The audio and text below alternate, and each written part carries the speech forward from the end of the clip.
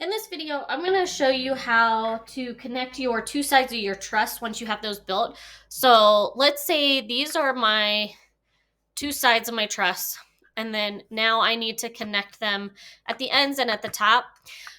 So we're going to, for the sake of this assignment, we're going to say that this is my scale drawing for the top of my truss. So if I line these up on top, and then this would be what the top view looks like. So in order to connect these, I'm going to go ahead and tape the trusses on top of where they go. For this part, it's really helpful if you have somebody else hold it because you want it to be perfectly straight. And I'm going to tape them to my board. Make sure that you have a piece of wax paper on top if you're using your original drawings.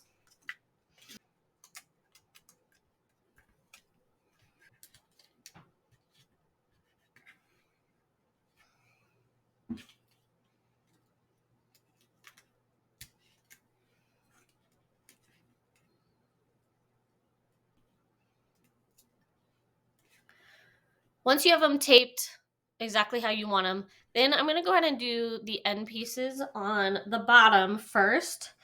So you'll measure and then cut your pieces and then put them into place.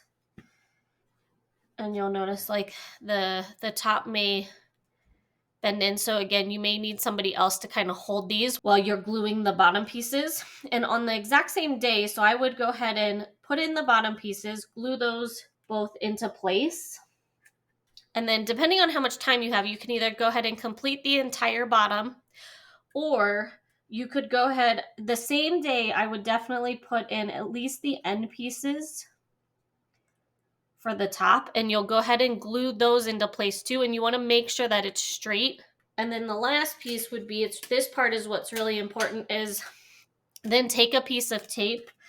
So once you have it, like I said, take your piece, glue it exactly where you want it, and then have somebody hold it while you take a piece of tape and wrap it around and tape it in place so that it's not going to move. And then make sure you look at it from the end. So if it's like slightly slanted in any way, then take some tape and make sure that it's perfectly straight, because you don't want to spend all this time and then your truss ends up being slanted and it's not perfectly flat. It's not going to be as strong. If it looks slanted at all, then it's going to dry that way.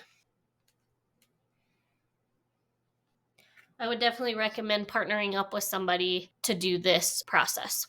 Once you have this in place, you can let it dry overnight and then complete the bottom, or you can get the bottom completely finished, and once it dries, then go ahead and flip it over and then complete the top pieces, in addition to then also completing the end piece. So if you're going to have an X, or you're just going to have a slant piece, like you can go in and add whatever your design is going to be on the end of each side.